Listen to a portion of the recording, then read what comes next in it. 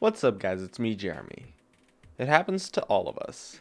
We're ahead in the game and then some stupid stuff happens that we'd rather not talk about. Our opponents mount a comeback, we throw again, and then we lose a game that was once certain victory. Here's some tips on, well, how to not do that. Let's get started.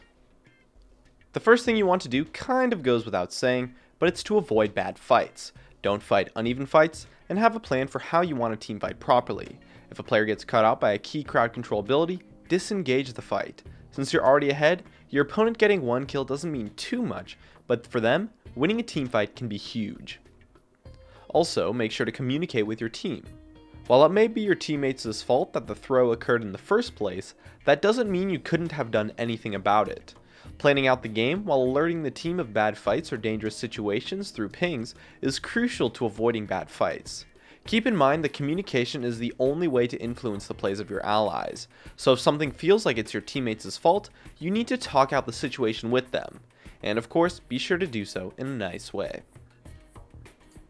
In addition, you need to play out your lead in a safe way.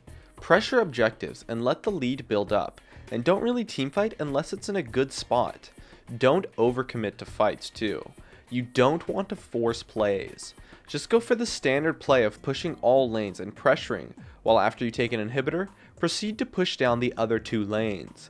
And most of the time you want to avoid Baron as well, as the entire pit and area around it is a choke point, so it's really easy to have bad positioning there. And so Baron is almost always going to be a really risky play. Unless you've killed the opposing jungler or other members, then you can just turn and fight if they contest. In addition, you need to understand the late game situation of your game. You always want to be thinking ahead. If the opponents have a strong late game composition, you need to be more aggressive in your pressure. But it's mostly about understanding what you need to do in teamfights. Because once the game hits the late game, you need to change your playstyle and play differently based on the comps of both you and your opponent. The next thing is actually probably the least common thing I see people do to avoid throws, and that's to control vision. And the way you do this is through pink wards. Pink wards are the replacement for the oracles of old, and when you have a lead, just like with oracles back then, having 3 or 4 pinks on the map can be amazing for controlling the vision as a team. And if you deny vision from your opponents, you deny their ability to gank you and potentially come back into the game, which is huge. Controlling vision properly while ahead by warding heavily while denying the opponent's vision through sweepers and pings will pretty much ensure that none of your teammates get caught out. And lastly, the most important and the most difficult thing to do to avoid throws is to control your emotions and avoid tilting. In reality, it's not just one throw that will cost you a game. It's usually 3 or 4 major throws that result in you giving up a lead and losing. After one throw, people kind of just laugh it off, like, okay, let's try for real now.